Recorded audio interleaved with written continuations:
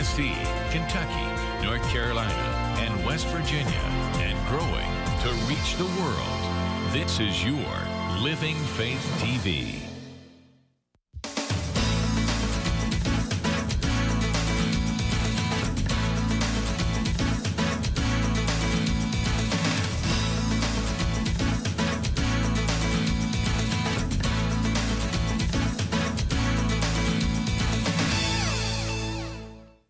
Hi everybody, and welcome to Everyday Manna. Today we are going to make what is one of my most favored comfort food recipes. We are going to make a homemade vegetable beef soup. To go alongside that, we're going to make a poppy seed cheese muffin as our bread with our soup. We're going to do a salad with pomegranate and a homemade vinaigrette, and then we're going to make some peanut butter cookies. So let's get started. Now, what you will need is a pound or so of just stew meat, or you can take a ground or a chuck roast and cut it into cubes. You want your cubes to be, you know, about an inch or so in size. And I've just put them in the bottom of a soup pot.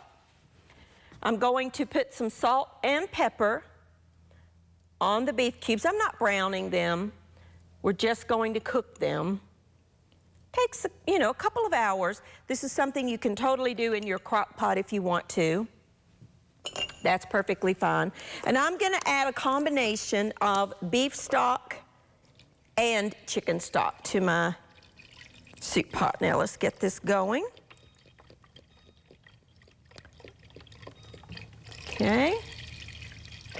If you want to do this in your crock pot, you can cook it for, you know, a couple of hours, about 3 to 4 hours on high. You know, you can even go like up to 8 or 10 hours on low if you want to. But you want to cook this to where that beef is very, very tender. And chuck is one of those cuts, or beef stew meat, whichever you're using, is one of those cuts that needs time to break down the collagen and so forth in the beef to break down. But when that does, it becomes so succulent and moist and tender and really, really good. And in my opinion, is the best cut for beef stew, or not beef stew, but vegetable beef soup. They're kind of along the same lines. And in this pot, well, we'll get to that in just a minute. So that's going to cook. We're going to make a muffin to go alongside that. Now in this bowl is some, just a baking mix, whatever brand you want, a couple of cups of just a baking mix. I have some cheddar cheese. I'm going to add most of that, but I'm going to save a little bit to put on top. This is a poppy seed, so we're going to add some poppy seeds. We're also going to add 1 egg that I'm actually going to beat a little bit before I put it in the muffin mix. This is a savory muffin that's really good with soup. It's really good with anything, honestly. I love it. I like these quick little drop biscuity type recipes because it just is easier. Now, we're going to add some milk. I'm using 2%, about 1.5 cups, but now honestly, it will depend on the humidity in your room that you're cooking in, whether you will need the whole 1.5 cups or not. And then just stir it together. It really is simple. See, I think that's plenty, and I used about 1 cup, maybe a little bit less than 1 cup. I don't need the rest of it. You want it to be a dough consistency. You know, this is not, you're not baking a yeasted bread where you got to be precise with your measurements. That's fine. You want to have a muffin tin that I have sprayed with, I really like this coconut spray, but you could use the baking spray or whatever you have. If you don't have any of that, you can take a little bit of butter and just rub the outsides of the wells of the muffin pan, or you could, if you wanted to, use muffin liners. Now, you can do a scoop, an ice cream scoop, or which is what I'm gonna do here. Get my water off. I've just got 2 spoons. You wanna fill these about 3/4 of the way full. Wanna allow some room for the dough to expand. And I find that 1 heaping spoonful of this is perfect. Have your oven preheated to 350 degrees. And these bake, for about 20 minutes or so until they're cooked through. I love these little biscuits. They're very savory. Not a sweet muffin like you think of a dessert muffin. But they're very good. You could also do this in a mini muffin tin if you wanted to. And of course it would bake in about half the time, 10 minutes. You could take this dough and put it in a loaf pan and bake it as a loaf. You would need to time it. It would take about 45 minutes or so. And this makes 12 muffins. Can easily double it. I need to add a little bit more to this one. You want to make sure that they're all, approximately even in their filled capacity. And we're going to pop this in a 350 degree oven for about 20 minutes. All right. All righty, I'm going to just clean up my mess here, take a quick break. When I come back, we're going to work on the soup, our salad, and our cookies. I'll be back in just a minute.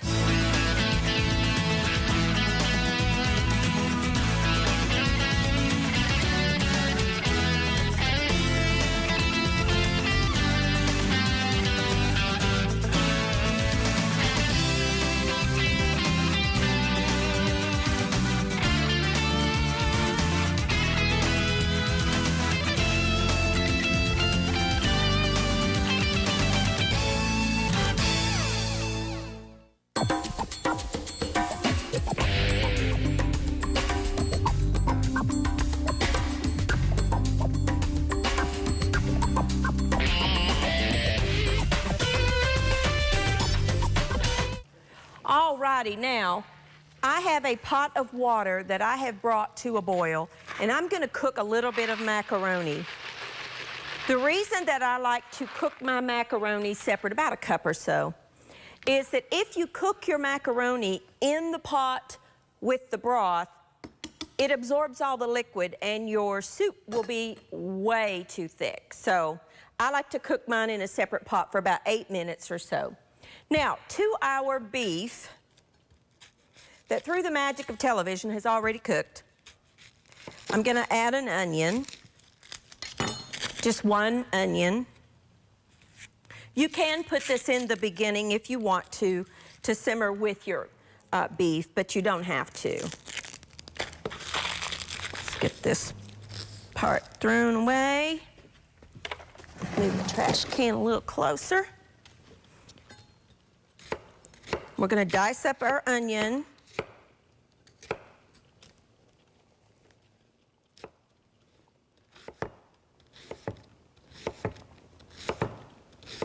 Okay.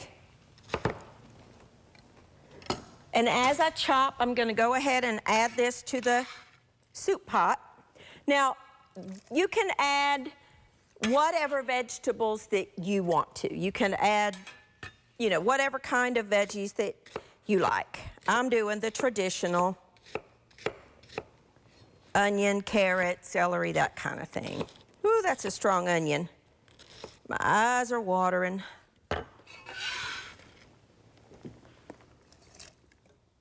It wouldn't be a Everyday Manna episode if I didn't drop something on the stove. Okay. I'm also going to add some celery. Now, I've already washed all of this produce. Now, a lot of people throw away the celery leaves. It really has a lot of flavor, so I would leave those in. You don't have to if you don't want to. I am going to cut off the very tops and the very bottoms. That onion's strong, it's making my eyes water.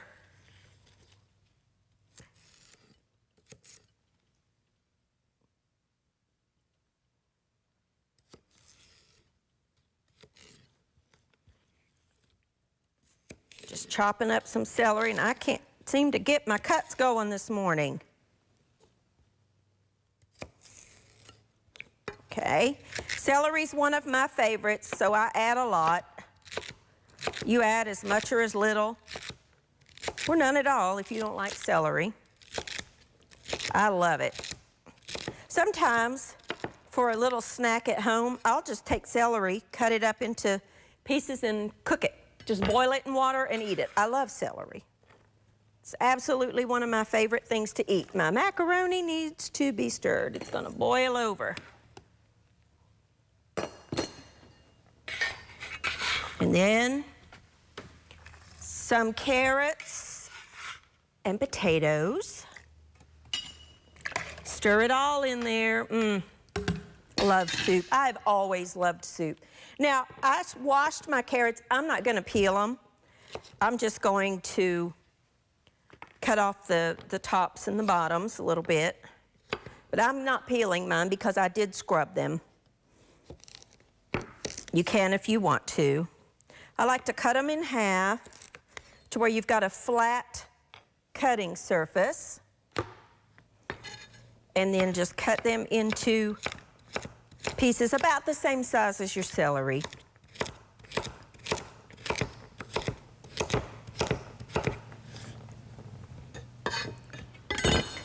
I like to work on a big cutting board. And then just add as you go.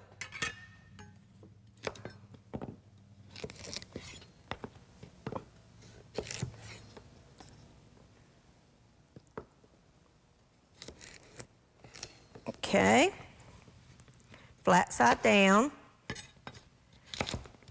You could add, if you don't want to chop your own veggies, you could add a bag of frozen mixed vegetables or soup, vegetables for soup. Sometimes I do that. Just depends on how much time I have. We're going to bring that to a boil. Let's turn that up just a little bit. Stir it.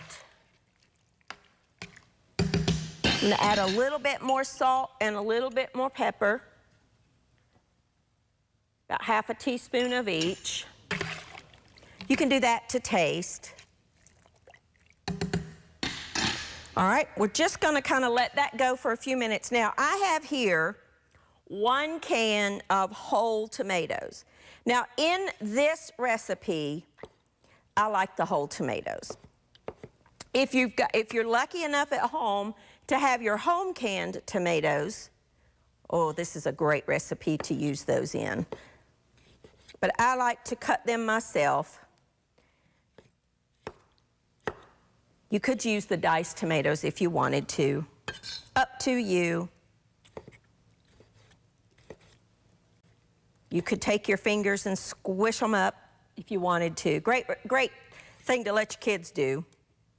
I'm gonna drain this in the soup because I don't want to waste that liquid. Okay. Let's get all my tomatoes out. These are just whole plum tomatoes. Some recipes, I don't mind using the, pre-diced up tomatoes. But for this one, for some reason, I just prefer to use these. I think because I cut them irregular, they're not perfectly the same shape, which I think adds a little bit of a rustic look to your soup.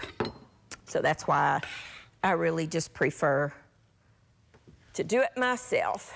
Getting full. Scoop them up. Probably should have my soup right next to my board instead of the other way around, shouldn't I? Now, I'm not going to add my potatoes yet. I'm going to let those harder vegetables cook for about 5 minutes or so. And then I will add my potatoes when that gets a little more cooked. I'm gonna just take a quick break, clean up my cutting board. When I come back, we will add our potatoes. We're gonna start on the cookies and make the dressing for our wonderful little green salad. I'll be back in just a minute.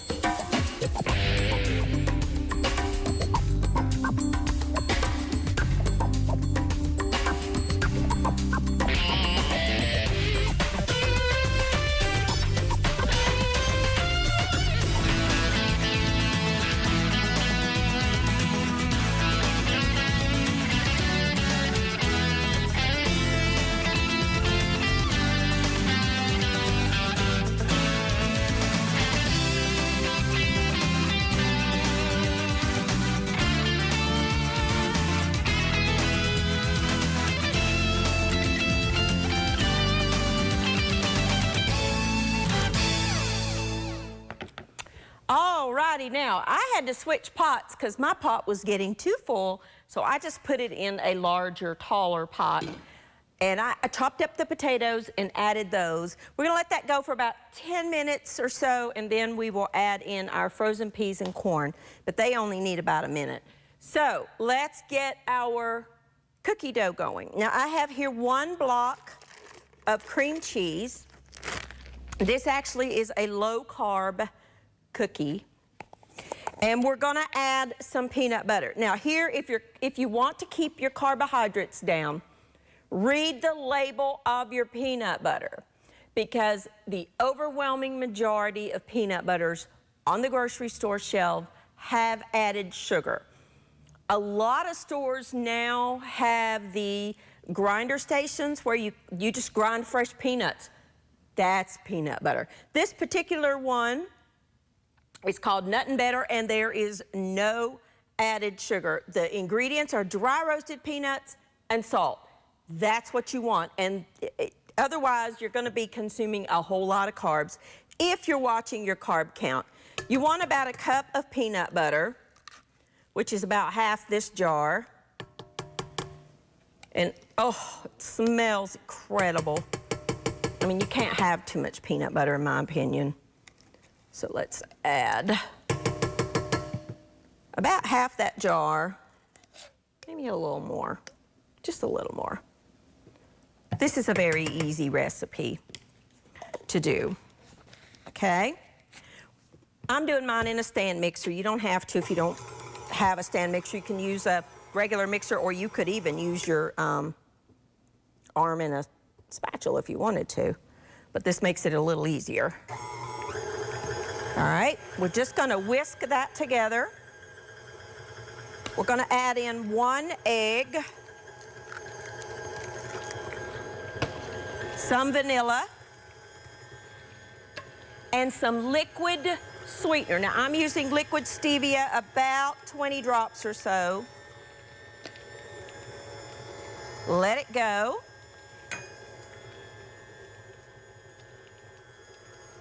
Okay.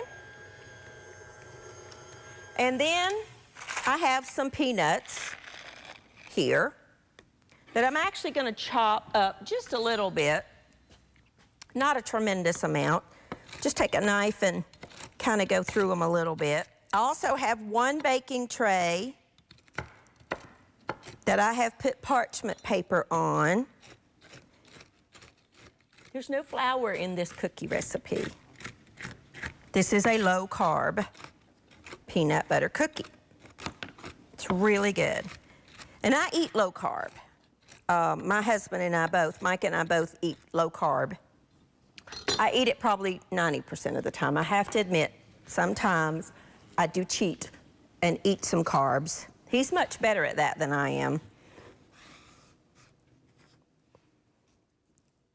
But I will say I enjoy the low carb eating. And then stir those in, and that's it. That's all there is to it, right there. There's your dough. Now, you will want to get all that off your paddle. And again, I have a baking sheet that I've lined with parchment paper. Now, with these mixers, sometimes this is the consistency you want. I'll show you in just a second. You need to go down in the bottom and stir it one last little time. I do find sometimes with the stand mixers, the very bottom does not get mixed in as much as you would want. Now, you see how thick that is? That's the consistency that you want. You want a dough. So, take your baking dish, wipe the peanut butter off your board. Turn off my macaroni, that's good and done. And I like to just use a small ice cream scoop. If you don't have one of these, you can use a spoon. And then just drop it onto your baking dish. The reason I like to use the ice cream scoop is that they all end up the same size, which for baking purposes is much better. And you just want to drop them on your parchment-lined baking pan a couple of inches apart, because they're going to expand. And we're going to flatten them like the traditional peanut butter cookie. Peanut butter cookies, you know, always have that crisscross pattern that we make with a fork. My biscuits are done. They're out of the oven, or my muffins. Soup is almost done. And then we're going to make a quick little salad while these bake. And dinner's through. If you put that beef in your crock pot from start to finish, you'll be done in no time, okay? I'm only going to bake these one tray at a time. I got enough for another tray. But for TV purposes, let me show you what to do. I like to spray my fork with a little bit of the coconut spray, and then just flatten them with your fork.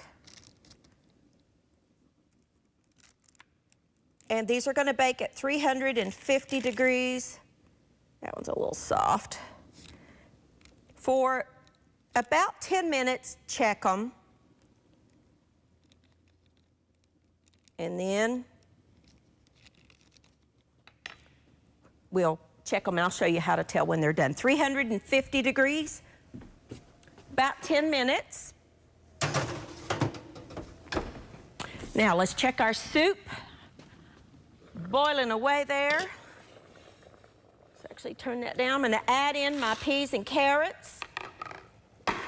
And let that, oh, wait till you see the bowl of our finished soup. My macaroni is cooked. I'm just going to drain this. I'm going to clean up, take a fast little break. When I come back, we'll have all this done. I'm going to drain this and add it to my soup. Our cookies will be done. When I come back, we will make a dressing and we will eat. I'll be back in just a second.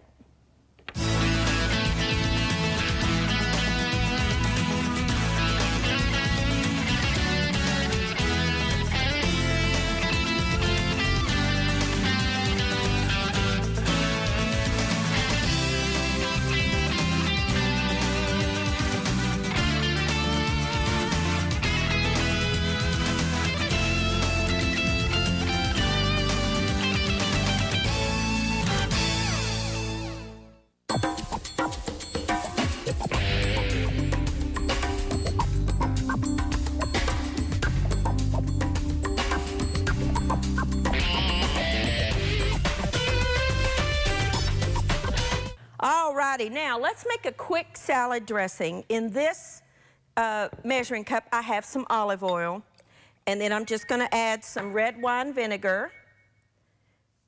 I'm going to add a little bit of pepper and a little bit of salt. Whisk that together. Couldn't be simpler. This is just a vinegary dressing. I have in this bowl some just lettuce, salad greens. Now, I'm adding some pomegranate seeds, but you could take a pomegranate and get your own out if you want, but you can buy these little containers that have them already done. And I'm going to add some sunflower seeds. I really like them. You can add anything you want to this. This is just a little quick little salad dressing. Let's add a little bit, drizzle some of this over our just simple little green salad. I like salad with soup. Soup and salad or soup and sandwiches. Just to me kind of go together. And then I would just serve the rest of this on the side. Now, here's our wonderful soup that we just put out into our soup bowls. So good, I cannot wait to dig into that. And our beautiful little muffins, our little poppy seed cheddar muffins, and our cookies are done.